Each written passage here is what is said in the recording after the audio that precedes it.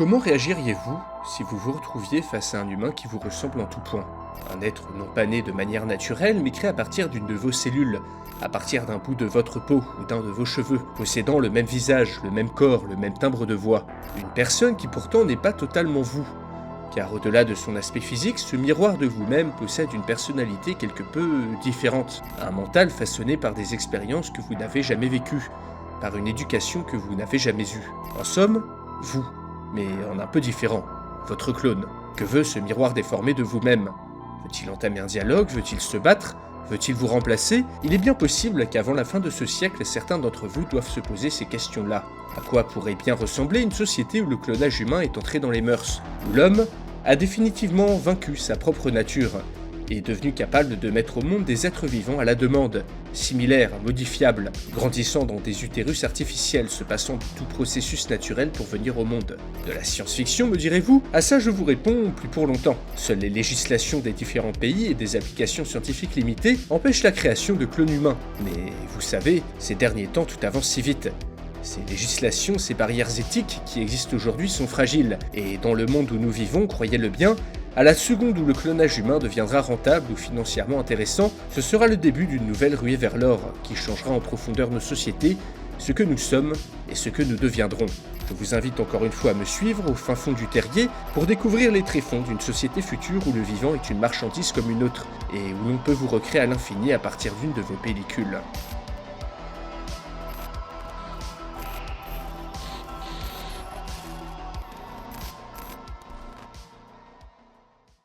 Bonjour à tous chers abonnés et spectateurs, ici le clone d'Alteris qui revient du futur pour répondre à la question suivante. Et si le clonage humain était légal? Alors le titre c'est un peu de l'abus de langage, je l'avoue, car techniquement le clonage humain n'est pas illégal, en tout cas pas sous toutes ses formes. Déjà ça fait longtemps qu'on peut cloner des animaux. Les entreprises proposent même aux particuliers de cloner leurs animaux de compagnie. Pour plusieurs centaines de billets de dollars, il est possible de créer un clone quasi parfait de Kiki à partir d'un poil laissé sur un coussin, pour avoir la joie de le voir à nouveau chier sur la moquette. Dans certains pays, il est même devenu légal de manger des animaux clonés dans des élevages. Tout évolue à une vitesse incroyable, et il n'était alors qu'une question de temps avant que les humains puissent être clonés, ce qui est devenu possible en 2013, lorsque des chercheurs américains sont arrivés à développer un embryon humain de 5 jours à partir d'une simple cellule. Plus largement, l'expérimentation sur des cellules humaines et sur des embryons humains clonés est de plus en plus courante. En effet, même si le clonage reproductif humain est interdit, cela n'empêche pas les scientifiques de travailler sur des cellules ou des embryons. Le clonage thérapeutique, qui permet de créer artificiellement une partie du corps dans le cadre d'une greffe par exemple, est maintenant autorisé dans plusieurs pays. Encore plus dingue, la découverte des cellules reprogrammables, les cellules iPS, permet en théorie à quelqu'un de se reproduire avec lui-même grâce à un processus ultra chelou que j'aurais pas le temps de décrire dans cette vidéo. Mais malgré ce petit tour d'horizon, un poil flippant, que ce soit dans la loi ou dans les têtes, les obstacles à la légalisation du clonage humain et à des expérimentations à grande échelle restent nombreuses. Maintenant, imaginons que ce ne soit plus le cas. Imaginons que dans un futur pas si distant, ces limites éthiques et morales sautent.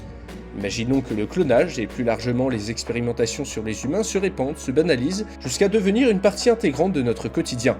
C'est ce scénario que je vais développer aujourd'hui. Un scénario de fiction totalement inventé qui va vous emporter dans un monde un poil, vraiment un poil dystopique, où le clonage s'est totalement fondu dans le paysage. Et si vous aimez mon travail, bande de clones que vous êtes, alors faites exploser les compteurs de pouces bleus et d'abonnements. Et d'ailleurs, petite pub rapide, le livre Paris 1328, le livre que j'ai écrit un peu plus tôt dans l'année, est maintenant commandable en librairie et sur internet. Donc si vous avez raté la campagne de préco, vous pouvez vous rattraper en visitant les liens que j'ai mis en description. Et sur ce assez parlé, place au scénario. Au commencement de l'humanité était l'homme. Seul au milieu du jardin d'Éden, Adam avait été façonné par Dieu, l'Éternel, entouré d'un paradis terrestre, vivant en harmonie avec les animaux de la nature. Il se sentait pourtant seul, au point que Dieu en vint à l'endormir pour pouvoir lui procurer la compagnie dont il avait besoin. Prélevant une côte dans le corps d'Adam, Dieu façonna la première femme, Ève, un autre être vivant créé seulement à partir d'un os. Un exploit que seul un Dieu tout-puissant pouvait accomplir, mais que l'humanité a depuis longtemps dépassé. Un cheveu, un ongle, un simple cil, nous sommes désormais capables de créer et de modifier des êtres humains à partir du plus petit morceau d'ADN. Une révolution qui nous a permis d'entrevoir la fin définitive de la plus grande affliction que connaît l'humanité, le deuil. La disparition d'un être cher d'une tristesse infinie, qui pour la première fois dans l'histoire, pourrait être atténuée en clonant le défunt, en lui donnant une seconde vie entourée de l'amour de ses proches. Mes amis, cette ère-là est maintenant terminée. D'ici 2 ans, grâce au projet Genesis, nos laboratoires seront capables de cloner vos proches décédés, mais également de les ramener à la vie avec la même personnalité. Grâce à nos systèmes d'apprentissage intra-utéraux, nos intelligences artificielles de pointe et nos techniques d'imagerie cérébrale, nous serons bientôt capables de ressusciter n'importe qui d'entre les morts. Grâce à la technologie, nous avons vaincu la nature. En nous affranchissant d'une reproduction longue et fastidieuse, nous avons maintenant vaincu cet archaïsme qui est devenu la mort et la souffrance qui l'accompagnent. Les amis, nouvelle ère. L'audience applaudissait à tout rompre. Seuls quelques rabat-joie, visiblement peu convaincus par ce projet Genesis, affichaient des mines sinistres. Pour Klaus Moritzen, un homme d'affaires danois venu assister à cette conférence exceptionnelle, l'occasion était trop belle et pourrait lui permettre d'enfin reprendre une vie normale, en compagnie de sa famille. Celle-ci avait disparu 2 ans plus tôt. Son fils avait trouvé la mort dans un accident de voiture alors qu'il conduisait, tandis que sa femme, qui s'était laissée dépérir à la suite de cet événement, avait succombé à un cancer foudroyant, que même la médecine de l'année 2200 n'avait pas réussi à contenir. Cette période horrible lui avait laissé une grande cicatrice sur le ventre, suite à l'accident, 2 morts à pleurer, et une solitude écrasante. Seulement, il avait maintenant une occasion de tout recommencer. Grâce à ce projet, d'ici 2 ans, sa femme et son fils lui reviendront d'entre les morts, pareils physiquement et mentalement, avec leur propre personnalité. Une promesse miracle qu'il avait financée avec une partie de son immense fortune, un don gigantesque qui l'avait propulsé tout en haut de la liste des commandes de l'entreprise. Mais comment en était-on arrivé là? Comment l'humanité avait en 2200 acquis la capacité de jouer à ce point avec la vie et avec la mort? Alors que dans la salle, 3 serveurs, tous des clones de la même personne, passaient entre les chaises pour distribuer des amuse-bouches, Klaus pensa à ses cours d'histoire, notamment à l'année 2030, qui avait marqué le début de la révolution du clonage. C'est durant cette période que le premier fœtus humain cloné, à partir de l'ADN d'un adulte, avait été mené à terme dans une clinique gouvernementale chinoise. Le tollé avait été mondial, et le sujet était resté plusieurs années sur le devant de la scène. Le petit Tao, tel que le clone avait été nommé, était la version juvénile exacte de l'adulte dont il était issu, était viable et avait pu grandir comme un enfant normal. Seulement, pour produire un clone humain viable, il avait fallu en cultiver plusieurs dizaines, qui eux n'étaient pas arrivés à terme. Le taux de clones défectueux ou mal formés était encore haut en 2030, mais les scientifiques qui avaient cloné le petit Tao étaient confiants dans le fait que ces incidents iraient en diminuant. Sommé de se justifier, le gouvernement chinois avait expliqué dans un communiqué laconique que toute limite légale aux expérimentations sur le clonage humain avait été levée dans le pays. En cause, le vieillissement de la population et l'infertilité croissante des individus de sexe masculin, du fait de facteurs encore flous mais attribués à la pollution et aux perturbateurs endocriniens. De cette perspective, le clonage devenait une solution potentielle pour empêcher une dépopulation qui serait gravissime pour le pays. Très vite, le petit Tao avait été suivi par un 2e clone, puis un 3e.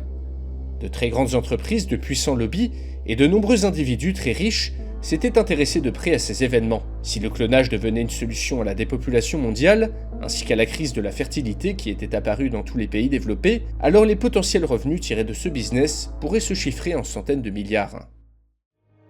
En 2050, l'intérêt pour le clonage était au plus haut. Confirmant les prévisions les plus catastrophistes, l'humanité venait d'atteindre prématurément son pic de population. Pour la première fois, le nombre de décès mondiaux était supérieur au nombre de naissances. Et le pire était que la fertilité avait reculé de manière catastrophique partout dans le monde. En Europe ou en Asie, en Afrique, de plus en plus d'hommes, mais également des femmes devenaient stériles. Les taux de natalité s'effondraient partout. Les fœtus implantés par PMA ne prenaient plus. La pollution, le mode de vie, les ondes radio, on ne savait toujours pas exactement ce qui avait provoqué cette chute catastrophique de la fertilité. Mais il fallait réagir. Devant la catastrophe annoncée, les barrières légales au clonage avaient été levées. Le secteur privé, le secteur public, avaient alors dévoilé des recherches qui mettaient au point depuis très longtemps. Une concurrence à l'échelle mondiale avait émergé, chaque pays injectant des dizaines de milliards dans la construction d'immenses fermes à clones. De vastes programmes avaient été lancés, d'abord en implantant des embryons clonés dans les ventres des femmes encore fertiles, puis ensuite en développant des utérus artificiels de plus en plus complexes. Personne ne voulait manquer cette révolution biotechnologique. Les premiers clones étaient sortis des usines dans une zone grise légale totale. N'étant pas nés de manière naturelle, ils ne possédaient pas d'identité et appartenaient corps et âme aux entreprises qui les avaient créés. Le but était de contrebalancer le vieillissement de la population par le clonage d'individus hyperfertiles. Pour éviter le risque de consanguinité, leur brassage génétique était régulièrement modifié et mis à jour, sur le modèle de personnes différentes. Petit à petit, le taux de clones défectueux recula jusqu'à passer en dessous de 5%. Des pertes considérées comme acceptables au vu du danger qui guettait l'humanité. Parmi la première génération de clones, nombreux avaient été ceux qui étaient morts, du fait de malformations génétiques, de gigantesques tumeurs malignes. Certains avaient vu leur ADN se détériorer, et des maladies génétiques rares les foudroyer. Mais selon les scientifiques, tout cela appartenait maintenant au passé. Des législations furent mises en place. En Chine par exemple, les clones produits par l'État devaient fournir 20 ans de service à la nation pour payer leur existence. Aux États-Unis, de grandes entreprises s'étaient mises à produire leurs propres clones. Devant ces dérives, l'ONU avait vite adopté une charte du clonage humain, interdisant notamment l'esclavage des clones, mais également l'utilisation du clonage pour produire des êtres supérieurs génétiquement ou intellectuellement. Dans le même temps, le taux de clones défectueux était officiellement passé en dessous des 1%. Les défects étaient maintenant devenus rares, et le seraient vraisemblablement de plus en plus. En 2100, grâce aux différents programmes gouvernementaux et privés, le nombre de clones vivant sur Terre avait atteint les 10 millions d'individus. La population clone était devenue une minorité officiellement reconnue par l'ONU. Le nombre de clones explosait de jour en jour. Chaque couple infertile voulait maintenant cloner son enfant, en prenant l'ADN de papa et l'ADN de maman, en les recombinant en laboratoire pour enlever les gènes porteurs de maladies, puis en les clonant pour trouver un embryon fiable qui grandirait en utérus artificiel, il était devenu possible d'avoir en 9 mois un enfant viable, génétiquement similaire à ses parents et parfaitement sain. La solitude, l'individualisme ainsi que la numérisation des échanges sociaux poussaient de plus en plus de personnes à rester célibataires. Beaucoup donc ne s'embarrassaient pas d'un partenaire et souhaitaient faire un enfant tout seul, ce qui était désormais possible. Avoir un clone juvénile de soi-même en guise d'enfant devint bientôt une des modes les plus raffinées dans certaines sociétés. La fertilité baissant sans cesse, la reproduction naturelle, vue comme fastidieuse, commençait à être passée de mode dans de nombreux pays. Les progrès réalisés dans le domaine des utérus artificiels avaient permis aux enfants d'y rester plus longtemps. D'abord 9 mois, comme une grossesse classique, puis 1 an, puis 2, puis 3. Ce qui avait l'avantage pour les parents de ne pas avoir à s'en occuper et de récupérer un enfant totalement formé, parfois même capable de marcher ou d'articuler quelques mots. Dans ces utérus artificiels, les muscles étaient stimulés par de petites décharges, les membres pliés et repliés par des bras robotiques pour apprendre au bébé à se coordonner, tandis que les premiers programmes d'apprentissage intra-utérin commençaient à apparaître, consistant en des stimulations cérébrales touchant des zones bien particulières du cerveau liées à la marche, au repérage dans l'environnement, puis après plusieurs décennies de progrès scientifiques, à la lecture, aux interactions sociales. Les gènes qui présentaient le moindre problème étaient systématiquement éliminés. Ainsi, la trisomie 21 avait presque disparu, ainsi que la plupart des maladies rares. On s'aperçut vite qu'il était bien plus rentable d'élever des enfants de cette manière. De plus en plus de familles avaient recours au clonage pour se reproduire.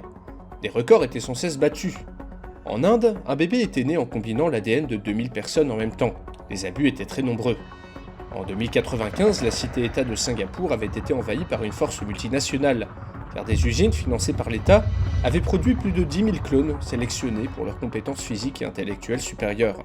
Les programmes de développement de clones eugénistes étaient désormais plus surveillés dans le monde que les programmes nucléaires clandestins. Personne n'avait intérêt à ce qu'une nation produise une armée d'humains supérieurs. Pourtant, de nombreux lobbies poussaient la législation à faire des écarts pour servir leurs intérêts, et leur puissance, ainsi que les intérêts financiers, ne tarderaient pas à dépasser les volontés des États. En 2200, à l'époque de Klaus, toutes les frontières éthiques et morales ont été franchies. Les usines à clones tournent à plein régime. Les chartes de l'ONU font maintenant figure de vœux pieux. Incapables de rivaliser en puissance avec le monde financier, les États avaient dû abandonner l'idée de réguler l'eugénisme.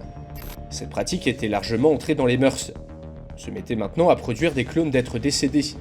On avait d'abord cloné des mammouths, des tigres à dents de sabre, puis des dinosaures, puis des espèces disparues, et enfin, selon les caprices d'une personne richissime, des proches, ou des stars.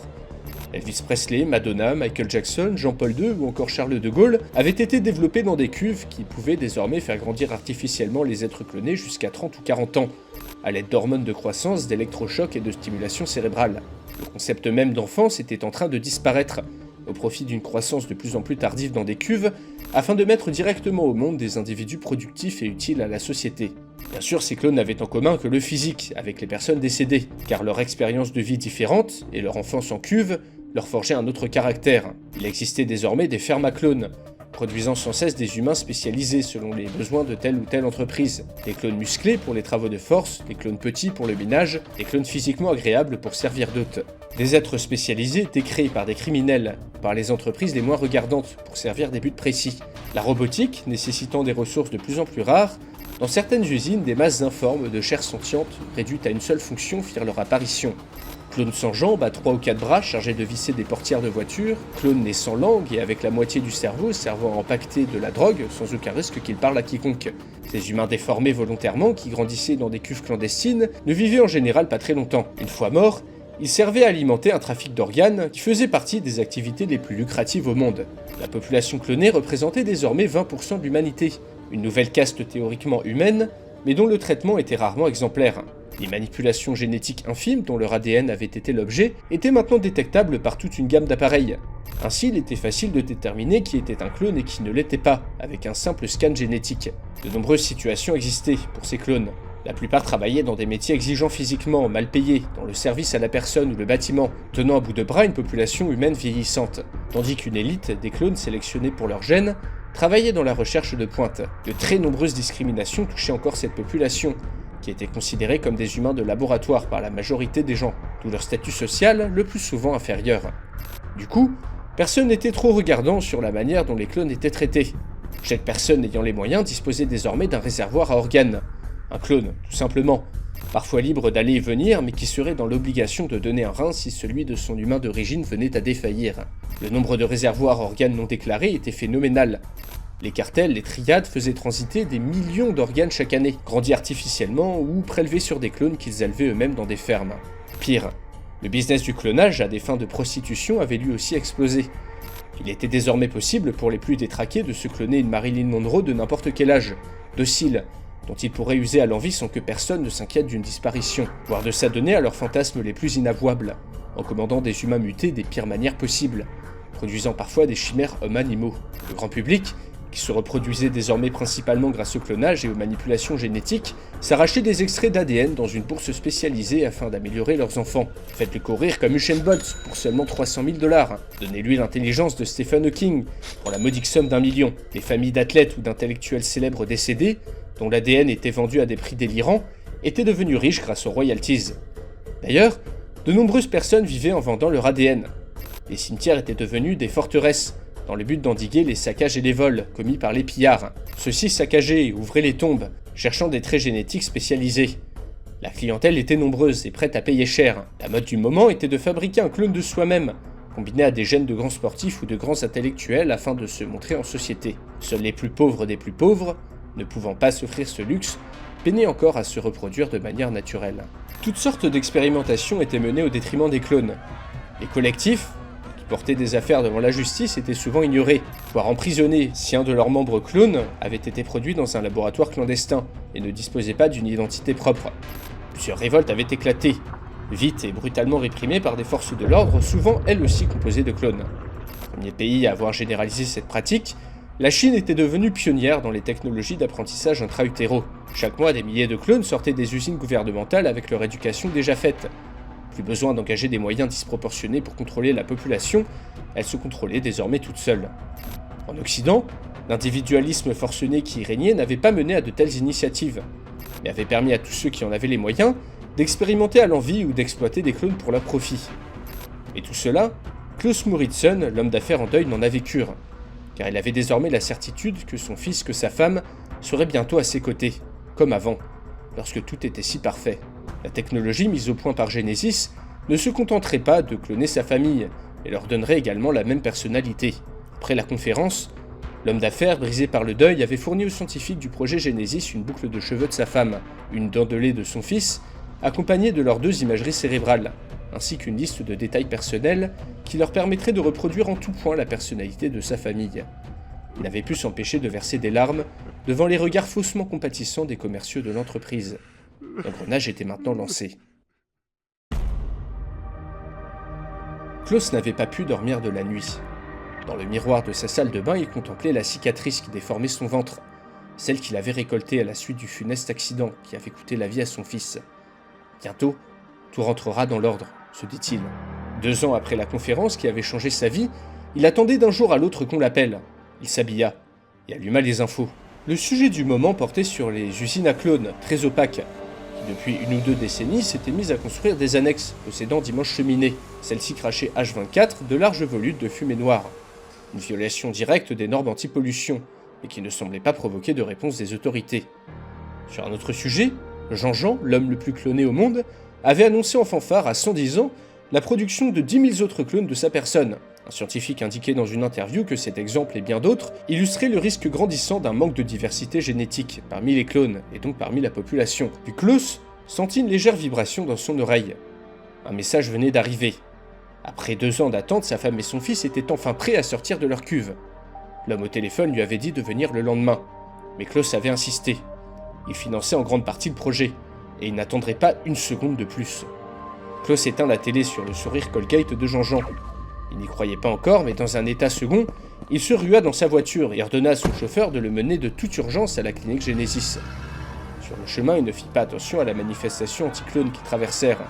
Pas plus qu'au pauvre homme, un sans-abri, certainement un clone, qui s'était effondré sur le côté dans l'indifférence générale, victime d'une crise cardiaque foudroyante, comme on en voyait de plus en plus. Arrivé à la clinique, il fut accueilli par un scientifique à l'air apeuré. Klaus eut à peine le temps de jeter un œil sur l'usine, dont les cheminées crachaient une large fumée noire, qu'on lui prit le bras pour lui faire visiter les installations. Le long de grandes allées, de gigantesques cuves alignées en rang contenaient toutes sortes d'humains. Nus comme au premier jour, des corps de bébés et d'enfants et d'adultes baignaient dans du liquide amniotique, leurs corps reliés par câble à tout un assortiment de machinerie. Sur le côté, plusieurs écrans de contrôle permettaient de consulter à tout moment les images projetées dans la tête de ces clones. Un mix de paysages, de formules alambiquées, de souvenirs flous. Des petites décharges faisaient tressaillir les clones, épisodiquement. Sur le côté, des personnels à l'air inquiets jetaient des regards en coin à Klaus.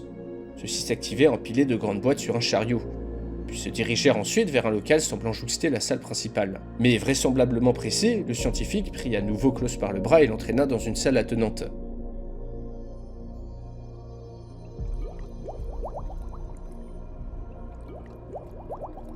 Sa femme, son fils, tous deux si calmes dans leur cuve, Klaus devint blanc comme neige, il n'en croyait pas ses yeux. Il avait devant lui sa famille ressuscitée d'entre les morts, avec la promesse qu'ils seraient inchangés en tout point. Des êtres uniques, la promesse d'une vie meilleure. Mais cela l'était-il vraiment ? Klaus réalisa soudainement son aveuglement. Revoir sa famille comme ça dans une cuve, le corps percé de part en part par des câbles, grandi artificiellement tel du bétail, il se rendit compte que cela lui était douloureux. Son jugement avait été obscurci par sa propre douleur. Comment avait-il pu penser une seule seconde que ces clones allaient remplacer sa femme et son fils ? Même si le physique était le même, et que la personnalité était pareille, même si des années entières d'expériences personnelles et de faux souvenirs avaient été implantés dans ses corps, ces clones, ces choses, n'étaient pas et ne seraient jamais sa femme et son fils, juste des copies parfaites.